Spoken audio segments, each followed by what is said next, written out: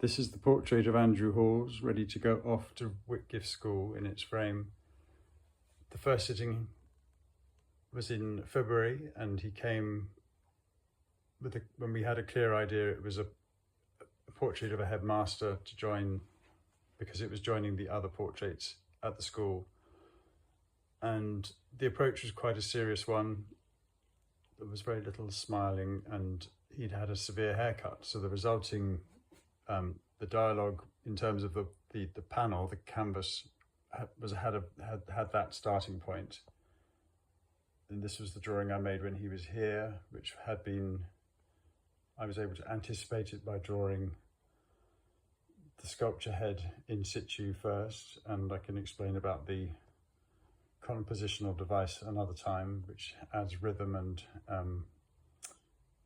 makes reference to past experiences. And that was the working drawing for the initial stage of the painting. But it was clear that the portrait need not be so severe when he came for the second sitting here at the studio. And I'll just pan round to give you a context of the studio and the feeling it has.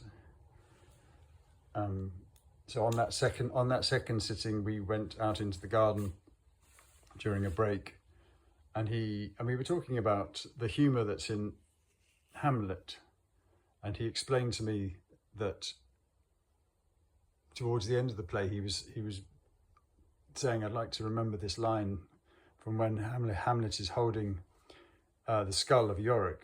Alas, poor Yorick, I knew him, Horatio. But later in that speech, there's this wicked line where to the skull he says, and Andrew spoke it, now get you to my lady's chamber, and tell her, let her paint an inch thick, to this favour she must come. And favour was an Elizabethan word for face, and Hamlet is saying, as Andrew explained to me, that the skull could go up to the lady's chamber, like Queen Gertrude, for example, and she may be putting on makeup an inch thick to look perfect, but in the end, to this favour, to this skinless skull face, to this favour she must come, that we all have that destiny, and that was humorous, or it was a wicked humour. And with that in mind, I was able to continue the portrait to this, turning it over. I was fascinated, and I think it was his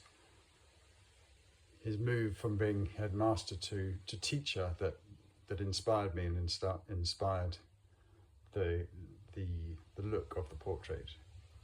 Engaging, humorous, but with a sense of